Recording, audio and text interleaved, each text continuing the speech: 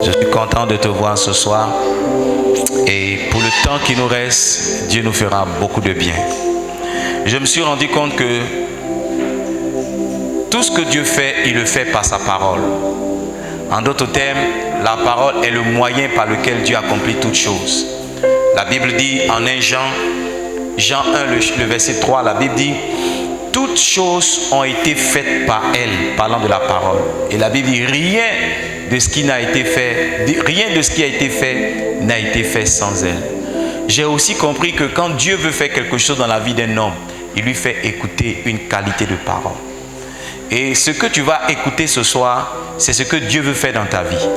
Ce que tu vas entendre ce soir, c'est le plan que Dieu veut que tu atteignes. Et c'est le moyen que Dieu s'est donné pour faire quelque chose dans ta vie. Nous parlons de fidélité et ce soir nous voulons progresser, nous voulons avancer. Tout en ayant pour but donc d'aider chaque personne que nous sommes ici ce soir à devenir fidèle. Vous savez, quelquefois on entend de bons messages, mais on ne sait pas comment rendre les messages applicables à nos propres vies. Si ce mois de juillet est le mois de la loyauté, Dieu ce soir va nous donner des clés afin que nous devenions tous loyaux. Alors que nous entendons ce message, certainement que l'esprit de la fidélité est relâché, afin que nous qui n'étions pas fidèles du tout, nous commençons à le devenir. Et nous qui l'étions un peu, juste un peu, nous ajoutions donc à notre fidélité. Avant que je n'aille vous parler donc de trois catégories d'infidèles, ou trois groupes d'infidèles auxquels il ne faut pas appartenir, laissez-moi vous amener dans quelques vérités sur la fidélité. Et pour cela, je veux qu'on prenne ensemble nos Bibles dans le livre de 2 Timothée. Nous sommes au chapitre 2, le verset 2. 2 Timothée 2, verset 2. La Bible dit « Tout ce que tu as entendu de moi en présence de beaucoup de témoins, confie-le à des hommes fidèles qui soient capables aussi de l'enseigner à d'autres. » En lisant ce verset-là, je me suis rendu compte que Dieu met la fidélité avant la capacité. Dieu met la fidélité avant la capacité. Dieu met la loyauté avant la compétence. J'écoutais un homme de Dieu une fois qui, lorsqu'il parlait du caractère, a dit qu'il a été réalisé dans une université aux États-Unis qu'on appelle Princeton University. Il a été réalisé une étude. Et cette étude-là a démontré, c'était une étude qui parlait du succès. Cette étude-là a démontré que 25% du succès relève de la compétence. Et 75% du succès d'un homme relève de son caractère. Ça veut dire que quelqu'un peut avoir un diplôme, un grand diplôme. Ça, ce n'est que 25% de capacité ou bien de chance de réussir. Les autres 75% sont définis par son caractère. Et quand on parle de fidélité, on est en train de parler de traits de caractère. Parce que la Bible dit dans le livre de 2 Timothée, toujours dans le chapitre 2, cette fois-ci au verset 13, la Bible dit si nous sommes infidèles, Dieu demeure fidèle. Et la Bible ajoute, car il ne peut se renier lui-même. Ça veut dire que l'un des traits de caractère de Dieu, c'est la fidélité. Dieu est ce qu'il est parce que la fidélité a été trouvée en lui. C'est bon d'avoir des diplômes, c'est bon de courir après des formations, c'est bon d'avoir des compétences, mais ces choses-là ne sont rien si on n'a pas bâti d'abord un caractère de fidélité. Donc, pour répéter le premier point, la fidélité vient avant la capacité. Cherchez à être fidèle avant d'être capable. En fait, quand Dieu veut promouvoir un homme, il ne cherche pas d'abord sa capacité, il cherche d'abord avant tout sa fidélité. Ceux qui sont fidèles sont ceux qui sont susceptibles d'être promus par Dieu. Ceux qui sont capables viennent après. Les hommes même disent, et je crois que c'est vrai, Dieu n'a jamais appelé quelqu'un de capable, mais il a toujours rendu capable celui qui l'a appelé. Maintenant, regardez, Dieu a toujours appelé des hommes fidèles. Lorsque Dieu appelait Noé, Noé ne savait rien faire de ce que Dieu l'appelait à faire. Mais la Bible dit que Noé était un homme intègre. De tous les hommes de sa génération, il avait été distingué comme étant particulier justement dans sa marche avec le Seigneur. Donc si je veux m'arrêter ce soir à ce niveau de mon message, c'est de vous dire que la chose que vous devez chercher avant votre compétence, c'est apprendre à être fidèle. Apprendre à être fidèle. La version Semeur et New King James disent: l'enseignement que tu as reçu de moi, 2 Timothée 2, la version Semeur dit: l'enseignement que tu as reçu de moi et que de nombreux témoins ont confirmé, il dit: transmets-le à des personnes dignes de confiance. Et puis il dit: qui seront capables à leur tour d'en instruire d'autres. Les personnes à qui on transmet, ce sont des personnes fidèles, des personnes dignes de confiance. Écoutez-moi bien, deuxième vérité, si un homme n'a pas prouvé sa fidélité, on ne peut rien lui confier. Si un homme n'a pas prouvé sa fidélité, on ne peut rien lui confier. J'observe, et je suis un homme de Dieu, moi je suis très observateur. Quand j'arrive quelque part, j'observe et j'observe bien, Et je regarde même dans cette église et autour de moi, je vois que des gens que Dieu bénit, ce ne sont pas des gens qui ont quelque chose de particulier, mais ce sont des gens qui ont tous quelque chose en commun, ils sont fidèles. Ils sont fidèles. Si un homme n'a pas prouvé sa fidélité, on ne peut rien lui confier. Dieu confie des choses à ceux qui sont restés un moment, à ceux qui, avec le temps et les circonstances, ont montré qu'ils sont fidèles. La qualité donc de ce qu'on vous confie est définie par la qualité de votre fidélité. Ce qu'on vous donne comme responsabilité, ce qui vient à vous comme opportunité est défini par la qualité de votre fidélité. Ça veut dire que moins vous êtes fidèle, moins vous recevez des choses qui viennent de Dieu. Plus vous êtes fidèle, plus vous recevez des choses qui viennent de Dieu. Donc, ce que tu n'as pas, c'est la fidélité de la chose que tu n'as pas encore prouvée. Ce que tu n'as pas encore reçu, tu n'as pas encore montré à Dieu que tu es fidèle pour le gérer, pour le recevoir. La troisième vérité est la suivante: une personne fidèle gagne en confiance. La confiance ne s'achète pas au marché. La confiance ne s'achète pas au marché. C'est avec la fidélité qu'on attribue à quelqu'un une forme de confiance. Quelquefois, vous prétextez ou bien vous prétendez être quelque chose. Les gens ne vous confient rien ou bien ne marchent pas dans votre ligne ou bien dans votre perception jusqu'à ce qu'ils vous trouvent fidèle afin de vous confier quelque chose. Donc, un homme fidèle gagne en confiance. Quand je dis gagne en confiance, ce n'est pas la confiance en soi, c'est que les gens commencent à lui faire confiance. Quand vous êtes fidèle, on commence à vous faire confiance. On dit: tu veux donner ça à qui? Non, non, non, ne donne pas à lui là, donne plutôt à celui-là. Tu veux confier quoi? Non, non, non, ne donne pas à celui-là, donne plutôt à celui-là. Donc ça veut dire que la fidélité elle-même est une mesure de distinction d'une personne à une autre. Je vais aller plus loin tout à l'heure quand je reviendrai sur ce point, pour vous faire comprendre que quelquefois vous n'avez pas idée, mais les gens sont en train de discuter de votre avenir et vous-même vous n'êtes pas là. Les gens sont en train de discuter de votre avenir. Vos noms sont mentionnés dans des bureaux et c'est l'objet de discussion. Il y a des gens qui disent qu'il faut vous prendre et il y a d'autres personnes qui disent qu'il ne faut pas vous prendre. Et ceux qui disent qu'il faut vous prendre s'appuient sur certaines caractéristiques dont la fidélité en fait partie. Quand on était en train de discuter de l'avenir de Joseph, il n'était pas là. C'était en plein conseil royal. Le pharaon était assis là et discutait avec ses conseillers. Il disait: voici le songe que j'ai eu. Il n'y a personne pour me donner l'interprétation. Et c'est dans ce conseil là que quelqu'un a décidé. Il a parlé plutôt de Joseph et qu'il a été décidé de la part de Pharaon de le sortir de la prison. Donc vous ne savez pas, vous êtes en train de prier, vous êtes en train de jeûner, mais il y a certains conseils qui se tiennent et vos noms sont mentionnés. Maintenant, quand vous n'avez pas présenté les caractéristiques qu'il faut, vos prières sont là, c'est vrai, vos jeûnes sont là, c'est vrai, mais on ne vous appelle pas parce qu'on ne vous a pas trouvé fidèle. On ne vous a pas trouvé fidèle.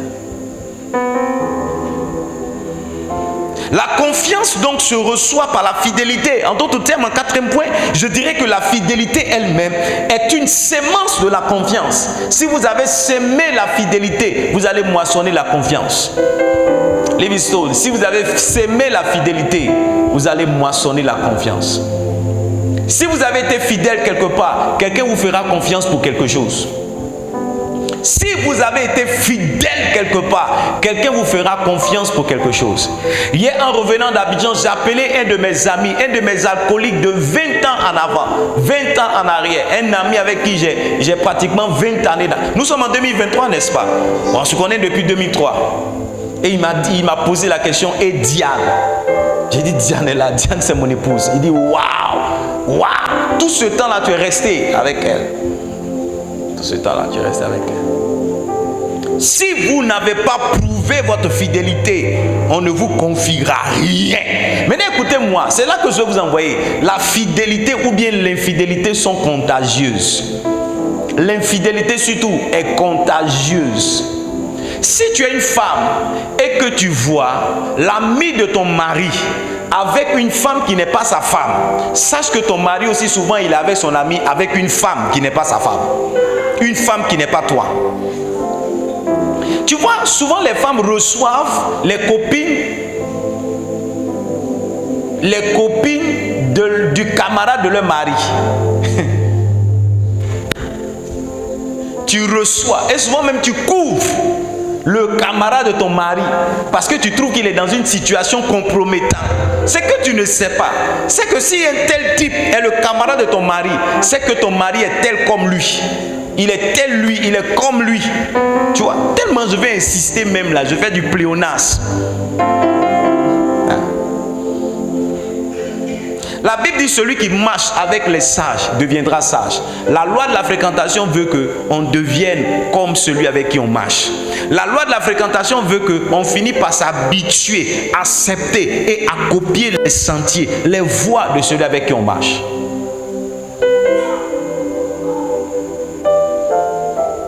Tout à l'heure, je vous partagerai des 3 groupes d'infidèles et vous allez voir que les gens sont deux dedans.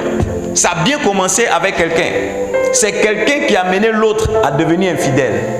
Tout à l'heure, je mentionnerai le nom et vous verrez. Les infidèles sont cités comme de mauvais exemples et les fidèles comme de bons exemples. Je l'ai dit quand je faisais mon introduction ce matin. Il y a plusieurs manières de rentrer dans l'histoire. On rentre dans l'histoire de la meilleure des manières comme on rentre dans l'histoire de la pire des manières. Il y a certains noms, si je les prononce maintenant, ça va vous évoquer à l'esprit de mauvais souvenirs.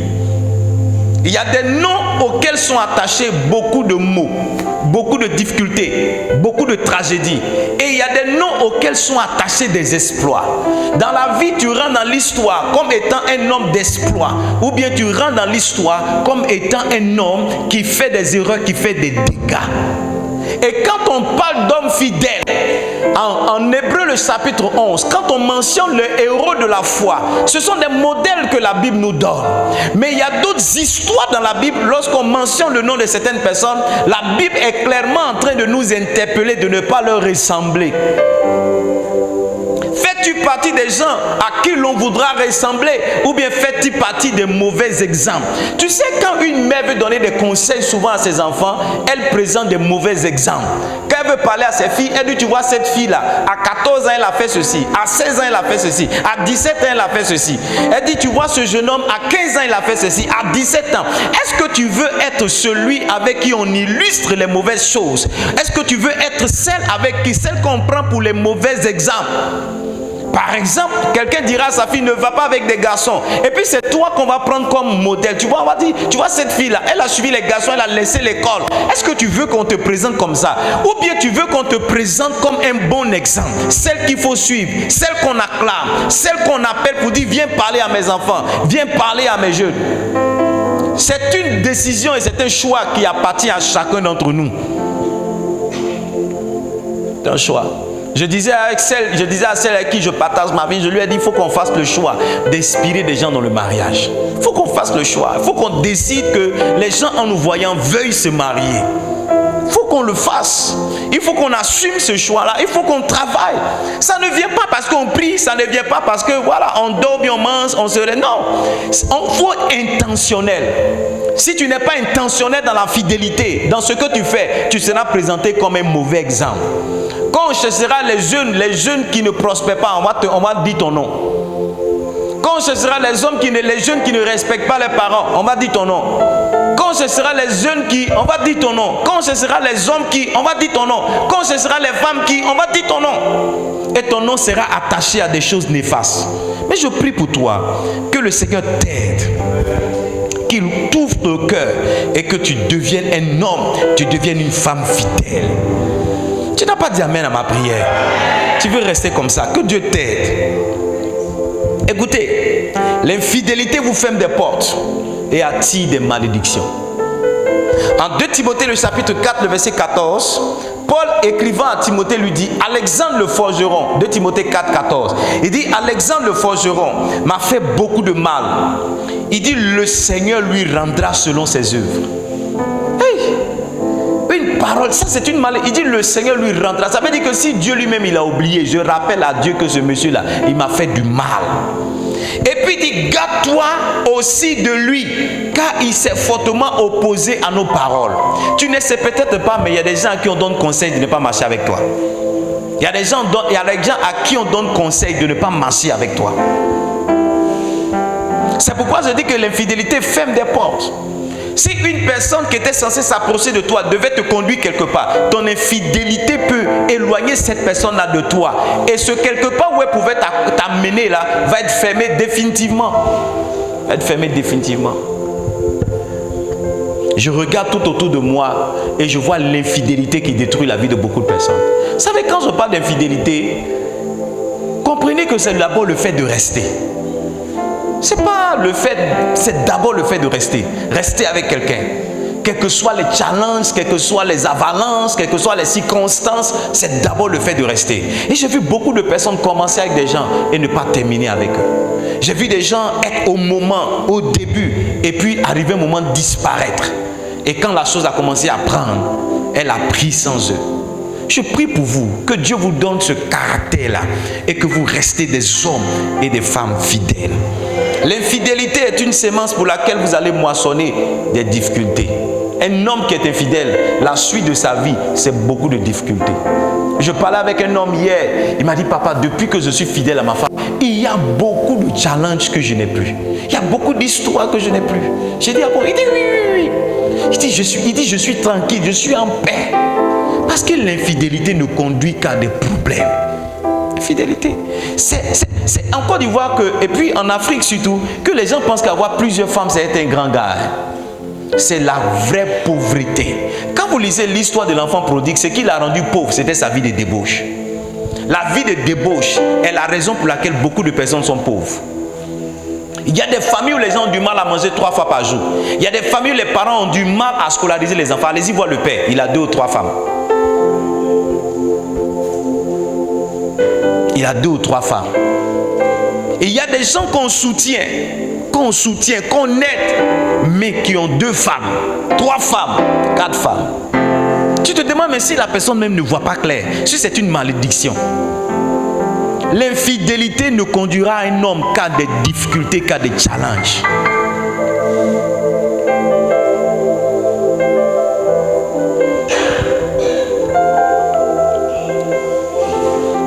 Neuvième vérité, la fidélité. Votre fidélité sera toujours éprouvée. Votre fidélité sera toujours comment? Éprouvée. Il y a toujours le test de la fidélité. Il y a toujours le test de la fidélité. Pour beaucoup de femmes, c'est la pauvreté. Ou bien quelquefois la maladie. Pour les femmes, c'est la pauvreté du monsieur. Pour les hommes, c'est la maladie de madame. Très souvent. Beaucoup de foyers s'arrêtent là. Parce que madame est tombée malade. Ou bien parce que monsieur est devenu pauvre. Votre fidélité sera toujours éprouvée. Sera toujours éprouvée. Vous savez, c'est facile d'être fidèle quand tout va bien. L'église, ça va. La véritable fidélité se voit dans les circonstances, se voit dans des difficultés. Et quand l'apôtre Paul écrit à Timothée, il est en prison. Et dans sa lettre à Timothée, il va dire, il y a beaucoup de personnes qui m'ont abandonné. Quand tout allait bien, ils étaient là. Mais quand j'ai été arrêté, quand j'ai été enfermé, il y a certaines personnes qui ont eu honte de mes chaînes. Mes chaînes. Et il y a beaucoup de personnes qui disent qu'elles sont vos amis. Attendez d'avoir des problèmes, vous verrez. Venez me demander. Il y a beaucoup de personnes qui clament sur toute l'histoire, oh, je serai avec vous. Pierre lui-même a dit au Seigneur Jésus, que Dieu m'en garde. Jamais je ne te quitterai. Jésus lui a dit, le coq n'aura même pas encore chanté que tu m'auras régné 3 fois. Puis il a dit, non, ça ne peut pas arriver, jamais ça n'arrivera. Mais quand Jésus a été arrêté, il épiait le Seigneur, il rasait les murs pour voir quel serait son sort. Chaque fois qu'on lui disait, mais je te reconnais, il dit non. Il jurait, la Bible dit qu'il faisait des imprécations. Il jurait pour dire qu'il ne connaissait pas Jésus. Jusqu'à ce que le coq chante et qu'il réalise que ça faisait 3 fois qu'il avait régné le Seigneur. Alors si l'apôtre Pierre a pu régner Jésus, qui es-tu pour ne pas régner ton frère? Qui es-tu pour ne pas régner ta soeur? Prie pour ton cœur pour que Dieu te garde. Mais ce que j'essaie de te dire, c'est que ta fidélité sera toujours éprouvée. Ta fidélité vis-à-vis de ta femme sera éprouvée. Ta fidélité vis-à-vis de ton homme sera éprouvée. Un moment de ta vie, un homme va rentrer dans ta vie. Il a beaucoup de moyens, voiture, maison. Ce que ton mari n'a pas, est-ce que tu vas continuer de rester avec lui? Moi, j'en connais beaucoup qui ont abandonné. Une amie que je connaissais m'a envoyé dans une ville à l'intérieur du pays pour se faire doter par un monsieur qui est devenu plus tard mon ami. Et ce monsieur-là, il était dans un contrat à durée déterminée. Au bout de quelques 2 ans, il a été renvoyé. Il a été renvoyé. Son renvoi a mis fin à sa relation avec cette sœur-là. C'est à la même période qu'un monsieur avec une grosse voiture a commencé à courtiser. Elle a oublié la dot, elle a oublié l'enfant. Elle est partie avec le nouveau qui est venu. Oh, quand le monsieur travaillait, c'était son chéri. Quand il pouvait l'aider, c'était son chéri. Mais quand il n'avait plus de quoi l'aider et l'assister, il a arrêté d'être son chéri. Il y a beaucoup de choses qu'on dit quand tout va bien, mais qu'on arrête de dire quand tout commence à aller mal. Le véritable test de la fidélité se voit dans le malheur qui arrive à quelqu'un. La Bible dit que l'ami aime en tout temps et dans le malheur, il se fait un ami. Il y a des gens qui ne sont pas vos amis. Ils sont là simplement parce que vous avez un peu. Ils sont là parce que tout va bien. Ils sont là. Il y a des gens même qui viennent à vous simplement parce que vous avez une forme de visibilité. Vous avez des vues. Vous avez des gens derrière vous. Ils viennent pour profiter de ça. Ayez un petit souci, vous verrez. C'est les mêmes qui vont vous écraser. Les mêmes qui ont dit Hosanna, Jésus est venu pour nous sauver. C'est les mêmes qui ont dit crucifiez-le. Crucifiez-le. Je prie pour toi que tu ne sois pas parmi ceux qui crucifient. Tu sois parmi ceux qui crucifient. À mon anniversaire, ma femme a fait une sélection. Vous savez, je connais beaucoup de personnes. Mais les gens qui sont venus à mon anniversaire cette année, la particularité qu'ils avaient, c'est que c'était des gens qui me connaissent il y a longtemps. Ce ne sont pas des nouveaux venus. Hello. Ce sont des gens qui me... Même ceux qui sont venus nouvellement, ils connaissent des gens qui me connaissent il y a longtemps. Parce que les événements arrivent et font que quelquefois les gens vous abandonnent en chemin. Ne soyez pas ceux qui abandonnent. Soyez des gens qui ont 20 ans d'amitié, 30 ans d'amitié, 40 ans d'amitié, 100 ans d'amitié. Soyez ces gens de personnes. Soyez ces gens de personnes. Ne soyez pas quelqu'un qui est à côté d'un frère quand tout va bien et qui l'abandonne quand tout va mal. Tenez-vous à côté de ceux que vous dites être vos amis. Même s'ils ont mal fait, tenez-vous à côté d'eux. C'est ça la fidélité. C'est la fidélité. La fidélité, donc, en 10e point, est le socle de toute relation qui dure dans le temps. La fidélité est la base de toute. Une relation qui va durer dans le temps est basée sur la fidélité. Que ce soit une relation amoureuse, que ce soit une relation amicale, que ce soit une relation professionnelle, elle est basée sur la fidélité. La fidélité.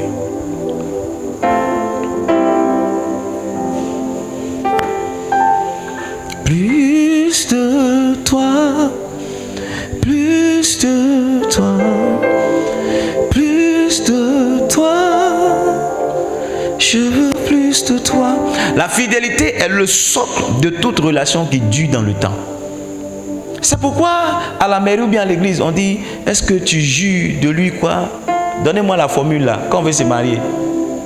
Il y a des promesses qu'on fait, des engagements. L'engagement là c'est quoi? Oui monsieur Adou, toi tu t'es marié il n'y a pas longtemps. Oui, vas-y. Tu lui jures de lui rester fidèle. Parmi les engagements qu'on prend au mariage, c'est est-ce que tu seras fidèle? Parce que s'il n'y a pas la fidélité, le mariage ne peut pas durer. Ne peut pas durer. La fidélité est le socle de toute relation qui dure dans le temps. Une relation qui ne dure pas, c'est une relation d'hommes et de femmes infidèles. Une relation qui dure, vous allez voir, les gens ont quelque chose en commun. Ce sont des hommes et des femmes fidèles. Alors quelqu'un va me dire, mais papa, à quel moment est-ce qu'on peut partir? À quel moment est-ce qu'on peut partir? Vous devez savoir que on peut partir et quitter, ce sont deux verbes différents. Amen. Quitter, c'est un verbe du premier groupe. Partir, c'est un verbe du troisième groupe. Pourquoi? Parce que son participe passé n'est pas issant. D'accord? Son participe présent n'est pas issa. Hein? Ça se termine par IR, comme les verbes du deuxième groupe, sauf que, d'accord, son participe présent n'est pas issa, donc il est du troisième groupe. D'accord? Quitter et partir, c'est différent. On peut partir sans quitter. Mais quand on a quitté, on est parti. Hello? Je suis parti de la maison de mon père pour faire le ministère. Mais je n'ai pas quitté mon père. Je n'ai pas quitté mon père. Je suis parti de la maison des Haïns pour fonder ma famille. Mais je n'ai pas quitté la maison de mon père. Amen. Je porte toujours le nom des Haïns. Mon village est toujours le village de mon père. Et voici, et voilà. Écoutez-moi bien. Deux raisons qui sont bibliques et qui fondent le départ ou bien la séparation. C'est que celui que vous suivez n'est plus un imitateur de Christ.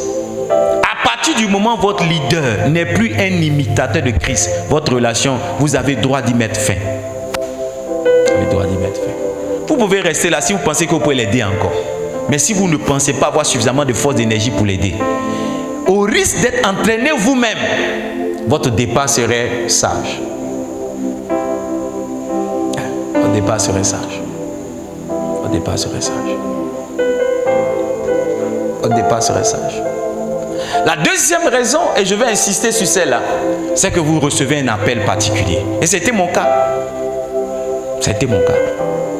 Et cet appel-là sera éprouvé. Sera éprouvé. C'est une erreur de consacrer quelqu'un sans avoir vu ses fruits.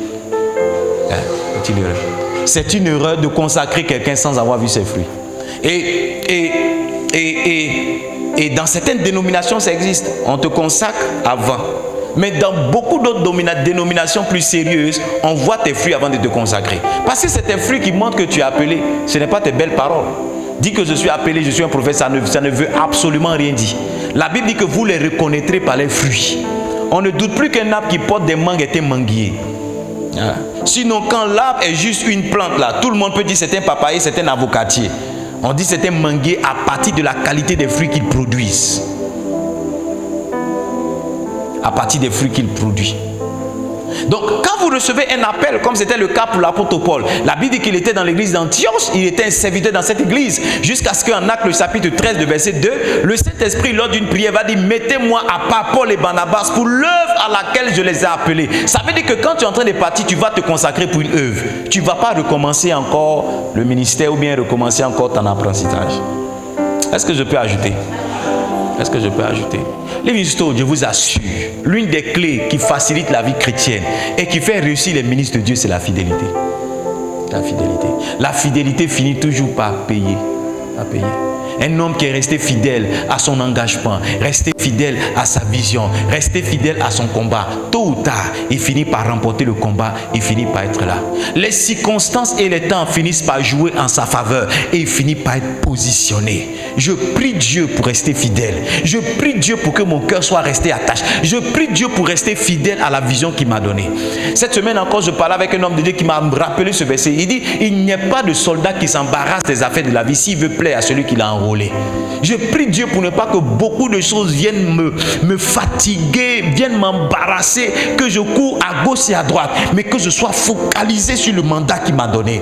Parce que quand un homme est focalisé, quand un homme est fidèle, quand un homme est engagé sur une même voie, il finit par percer dans cette voie. Et mieux, il finit par en devenir un expert. Ça prend le temps que ça prend, mais un jour ça finit par payer. Ça prend le temps que ça prend, mais un jour ça finit par donner ses fruits. Je prie pour toi, que Dieu t'aide à être fidèle. Que Dieu t'aide. Ne change pas parce que c'est ce qui est à la mode. Ne change pas parce que c'est ce qui est là. Ne change pas parce que c'est comme ça tout le monde fait. Ne change pas parce que si tu dois changer, il faut que ça vienne comme une orientation. Il faut que ça vienne comme une révélation. Si tu peux être fidèle. Si tu peux être fidèle. Si tu peux être fidèle. Maintenant, écoutez. C'est maintenant que je vais prêcher mon message ce soir. Quand l'apôtre Paul écrit à Timothée, dans sa deuxième lettre, il va lui faire comprendre à chacun de ces chapitres-là qu'il y a des hommes qui lui ont été fidèles. Et au chapitre 1, je veux qu'on lise ensemble. 2 Timothée chapitre 1, le verset 15 au verset 18. 2 Timothée chapitre 1, lisons le verset 15. Il dit, tu sais que tous ceux qui sont en Asie m'ont abandonné. Entre autres, c'est étrange, mais ces gens-là, ils ont toujours des noms bizarres. Phygèle et Hermogène. Il dit, tu sais, écoutez, l'Asie a été un grand territoire que l'apôtre Paul a évangélisé. Ça, il était un homme libre. Ils lui ont donné fidélité, respect et honneur. Sauf que lorsqu'il a été arrêté, c'est pourquoi je vous ai dit que votre fidélité sera éprouvée. La Bible dit, quand l'apôtre Paul a été arrêté, reviens sur le verset 15, il dit, les gens qui sont en Asie l'ont abandonné. Si vous devez appartenir à un groupe, ne faites pas partie de ce groupe que j'appelle ceux qui abandonnent, les Phygèles et les Hermogènes. Phygèle et Hermogène. Les caractéristiques premières, c'est que dès que un problème arrive, ils abandonnent. Ils abandonnent. Ne dites pas qu'un tel est votre ami jusqu'à ce que vous soyez passé par certains challenges. Ne dites pas.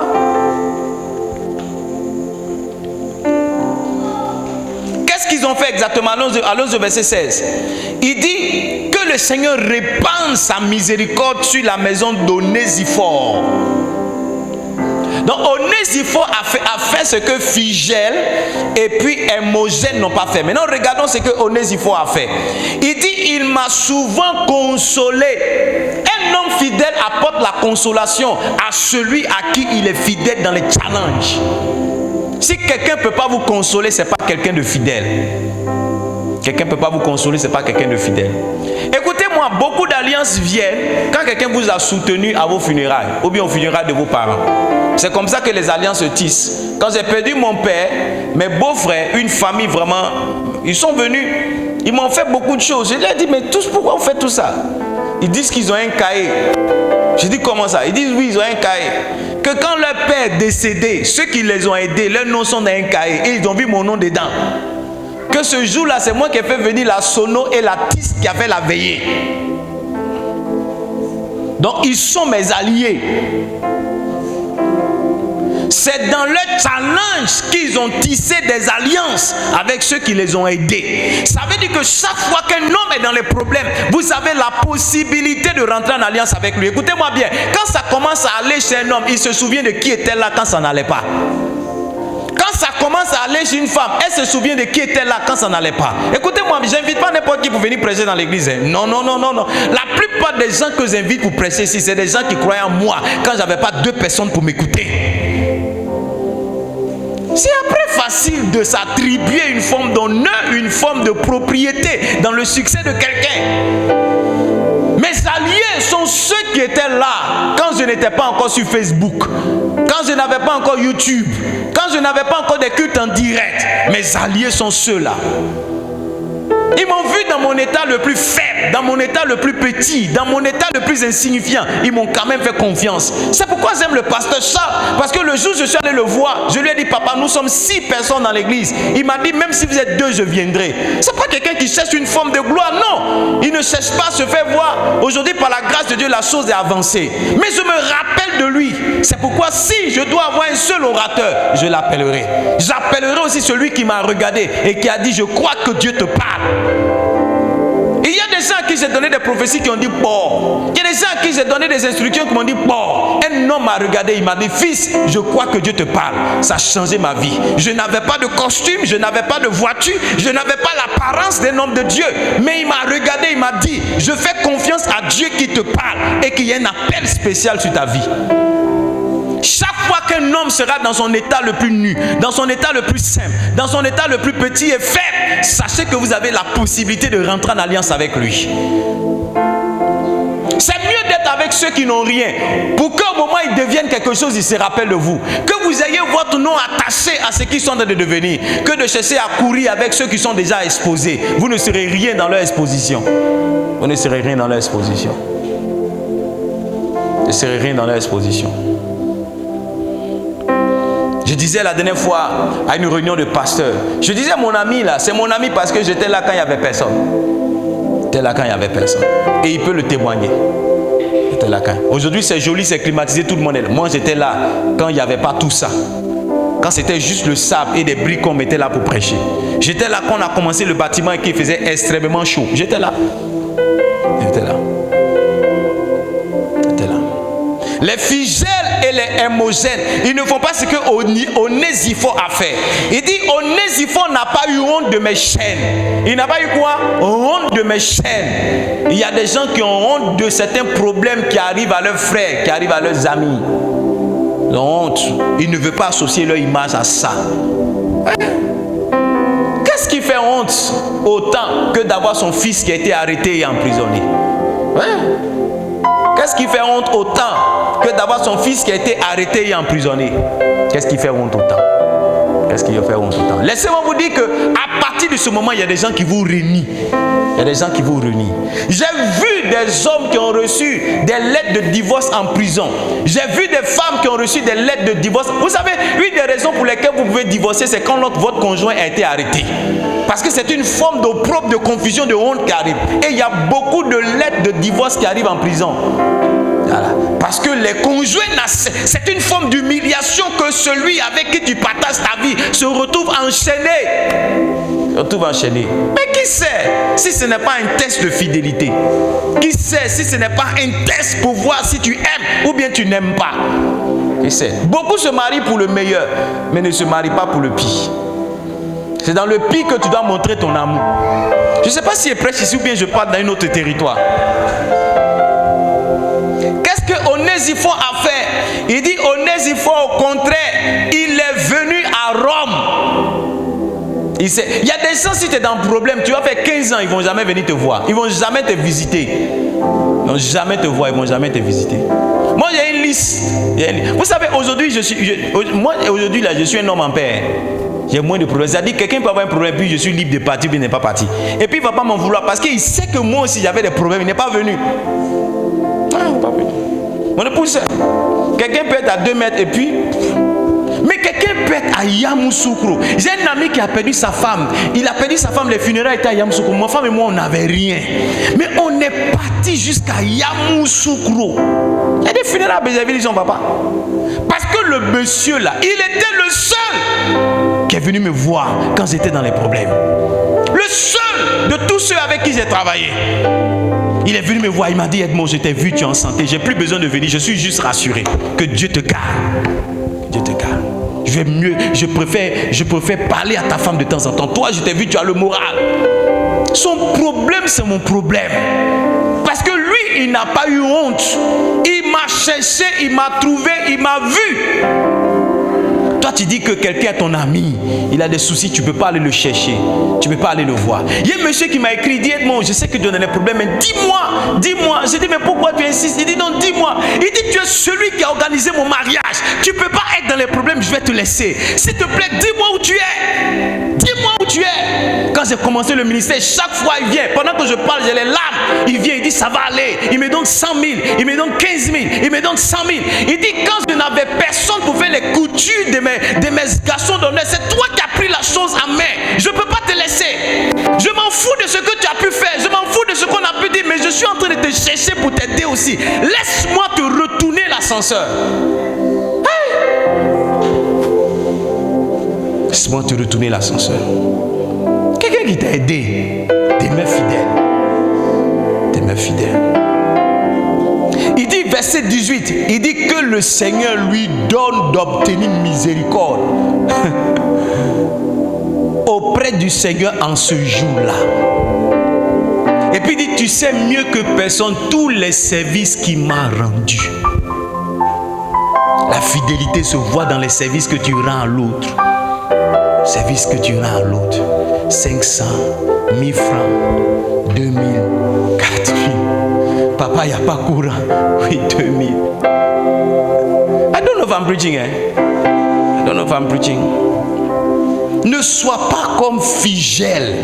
Ne sois pas comme Hermogène. Sois comme un Onésiphore. Onésiphore. Sois fidèle à tes amis. Ce que tu dis que c'est tes amis, si ça ne va pas, sois fidèle à tes amis. Sois fidèle. Il y a certaines marques, quand tu fais ça, touche quelqu'un. Ça le touche. Il dit, lui là, c'est mon ami. Souvent même l'intention vaut l'acte.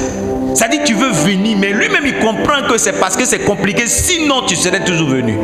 Sois comme Onésiphore, n'aie pas honte d'un ami qui est tombé dans les problèmes. Sois comme Onésiphore, supporte les chaînes, rends des services à tes amis. Tu veux être fidèle, c'est comme ça. Rends des services aux gens. Rends des services aux gens. Rends des services. Rends des services aux gens.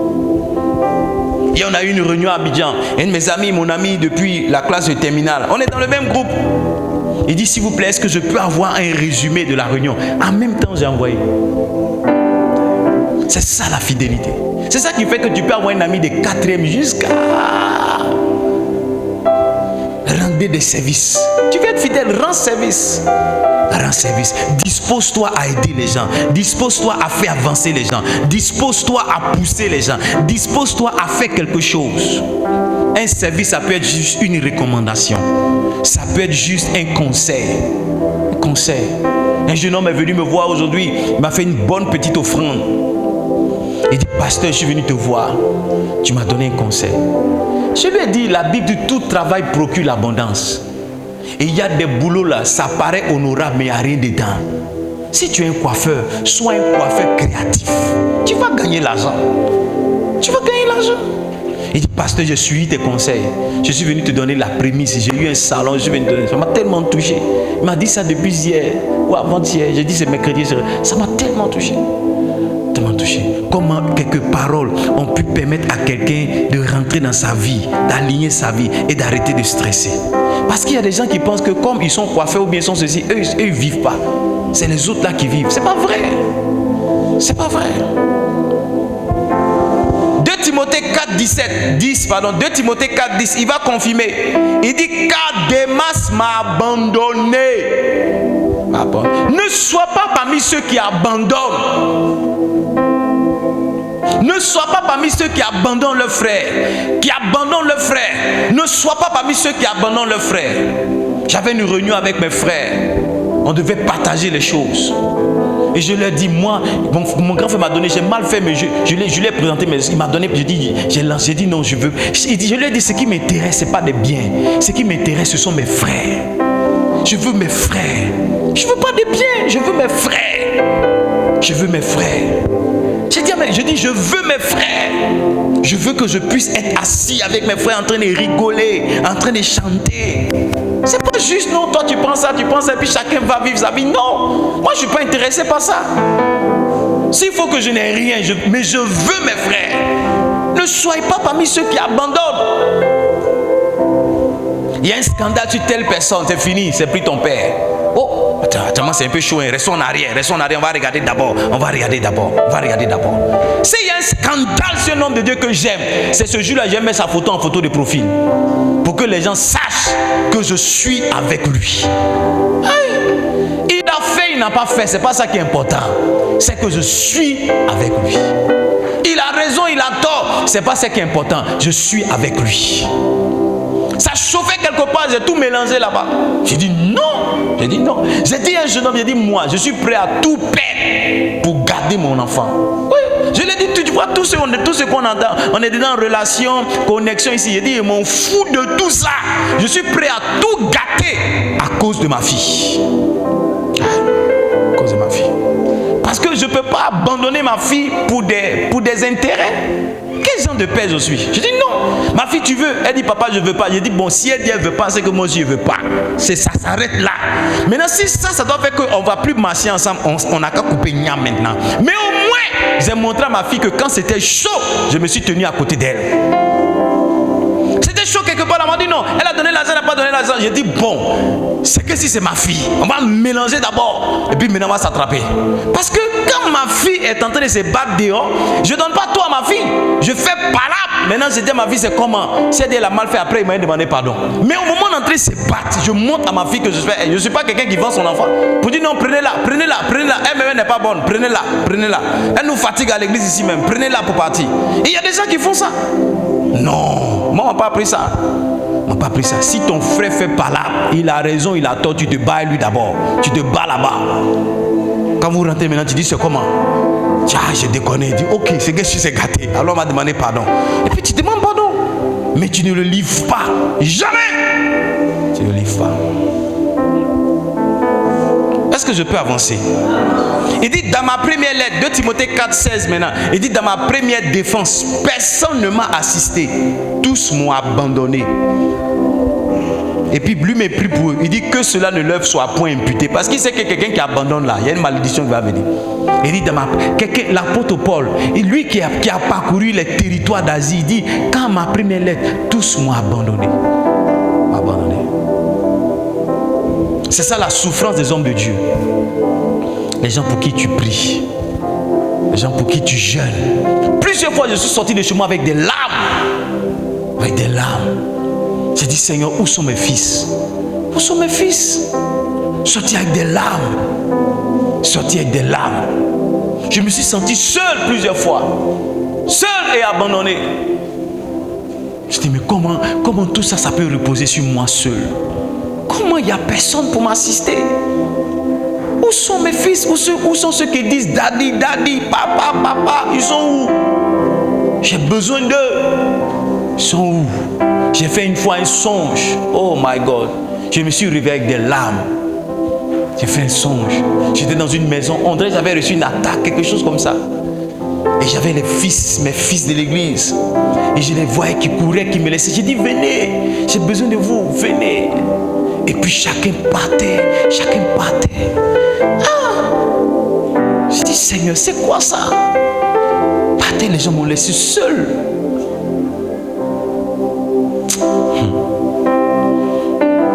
Il y a des hommes que vous voyez, il y a des gens autour d'eux, mais ils sont seuls.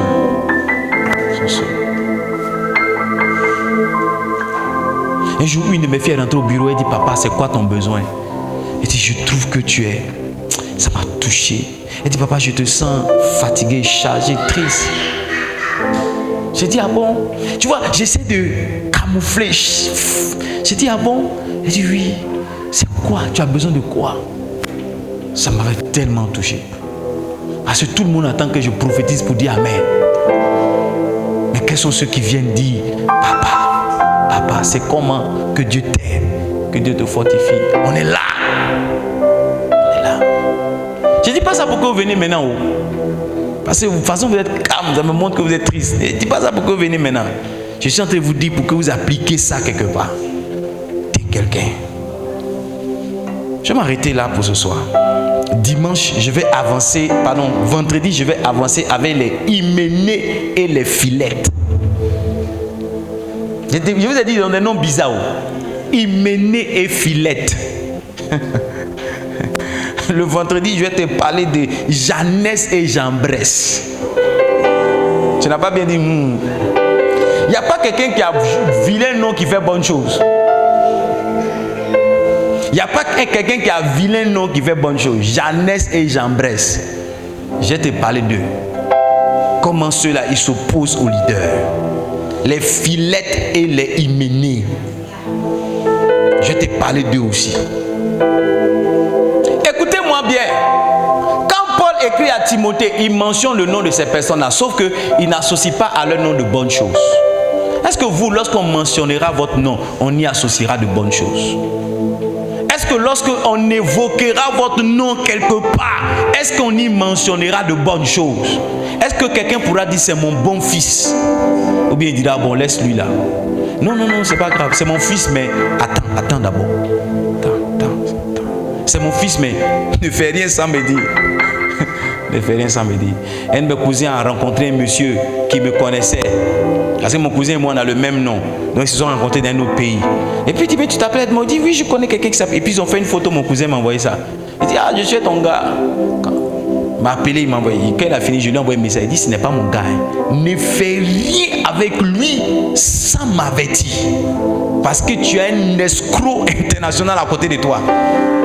Donc, c'est pas parce que j'ai souri l'autre. Ne fais rien avec lui sans m'avertir.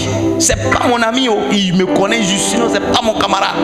Maintenant, si tu t'es amusé, que tu es allé, parce qu'il t'a donné certaines assurances, ce qui va arriver, ne dis pas que c'est l'ami de mon frère. Ne dis pas ça, parce que je t'aurais prévenu. Tu vois, lui, il ne sait pas. Mais quand on a fini de rigoler au téléphone, c'est le message qu'il envoie à mon frère. Est-ce que toi aussi, quand tu finis de rigoler avec quelqu'un, c'est comme ça, il envoie un message? Parce qu'on peut rire. Quand on finit de rire, là, et puis quelqu'un dit, c'est mon fils, c'est main. Lui, là, lui, là, faut... Est-ce que je peux terminer? Est-ce que je peux terminer mon message? Kevin Stone, tâchons d'être fidèles.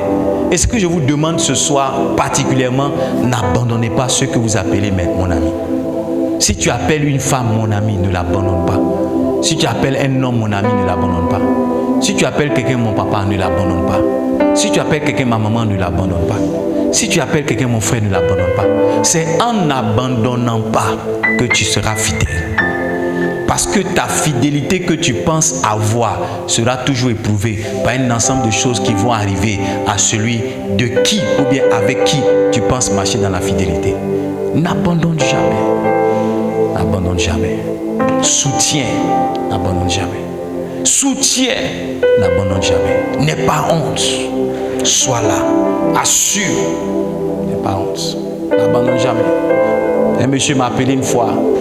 Il dit, pasteur, au secours. Je dis oui. Ma femme est à l'hôpital. Elle veut accoucher. Je me suis levé un vendredi soir ou bien un jeudi soir, je ne sais même plus quand. Je suis allé à l'hôpital général de Dabo. Le monsieur là m'écoutait prêcher tous les jeudis à la radio. Il n'était jamais venu dans mon église. Et quand je suis arrivé, il dit, pasteur, tu es venu? Quand on dit, monsieur, oui. Il dit, voici le pasteur. On dit, oui, pasteur, le canet. Je dis, quel canet? Je viens d'arriver, je ne sais même pas de qui. Je ne sais même pas qui est là-bas. On dit, le canet de la femme. Elle doit accoucher. Je les regarde. Il dit, oui, pasteur, aide-moi.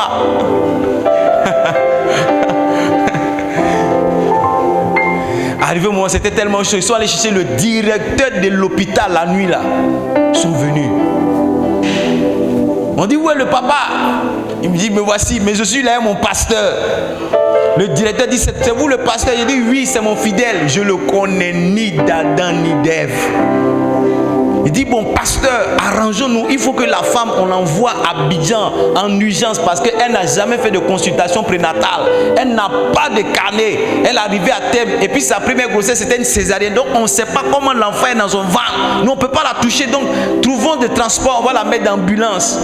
Mes pauvres jetons qui étaient sur moi, je ne le connais ni d'Adam ni d'Ève. Il a juste pris mon numéro à la radio et il a appelé et il m'a présenté à tout le monde comme étant son pasteur. La nuit, là, Dieu a fait grâce. Ils sont partis à Abidjan. Le lendemain matin, encore, il m'a appelé. Il dit, on a eu Pougon. Ce que je pouvais faire, j'ai fait. Je crois que quelques mois après, il est venu ici. Il me dit, merci, dis donc, ça va grand là-haut. Je ne l'ai plus revu de ma vie. Jusqu'à aujourd'hui, je ne l'ai plus revu.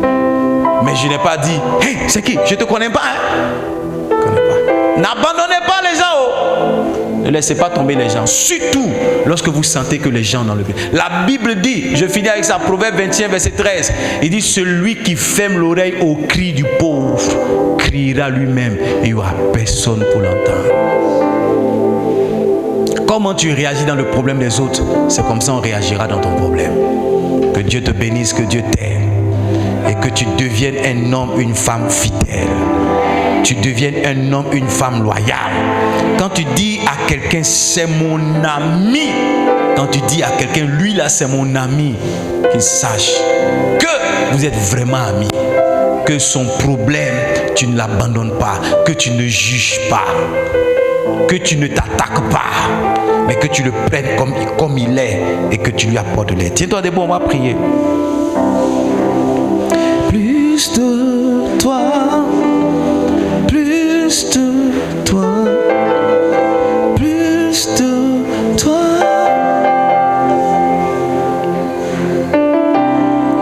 plus de toi, plus de toi, plus de toi. Je pense que tu as besoin de Dieu pour être fidèle parce que il y a certains cas, c'est pas facile. Il y a certaines situations, c'est pas facile. Donc lève la voix, dis Seigneur, je veux plus de toi afin d'être fidèle. Je veux plus de grâce afin de marcher dans la fidélité. Lève la voix, je vais t'entendre prier. Lève la voix, je vais t'entendre prier. Je vais t'entendre prier. Mashallah kapala pala brusi branda. Shanda da da da da de si branda da da da de. Lo solo gobro si branda la mama mama. Est-ce que tu es en train de prier? Dis Seigneur, plus de